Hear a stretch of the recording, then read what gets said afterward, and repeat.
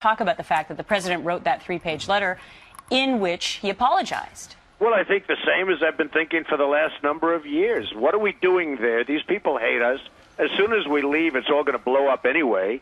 And you say, what are we doing there? We're spending hundreds of billions of dollars, trillions of dollars on this nonsense. And the minute we leave, everything blows up, and the worst guy gets it. And let me tell you, the worst one is the one that hates this country the most will end up taking over Afghanistan. And as is going to happen with Iraq, and Iran will end up going into Iraq and getting the oil. What are we doing? We don't have money. We're a debtor nation. We can't build our own schools, and yet we build schools in Afghanistan. I'll tell you, our thinking is so far off.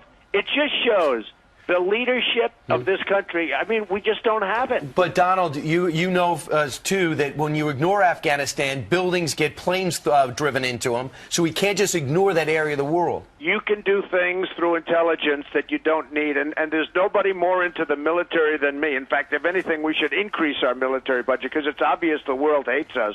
But when you look at what's going on over there and the hatred that those people have for this country, I just say, folks, it's time to start spending money on the United States. Let's rebuild our own bridges. Let's rebuild our own schools. It's terrible what's going on. So you're saying get out now? Well, it's a total lack of respect for this country and for our leadership.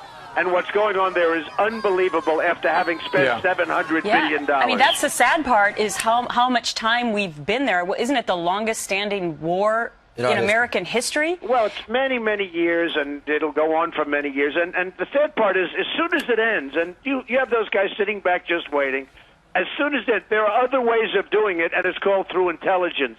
But we don't have very much intelligence in this country anymore. Insert joke here. All right, Donald, let's talk a little bit about this. The price of gas going through the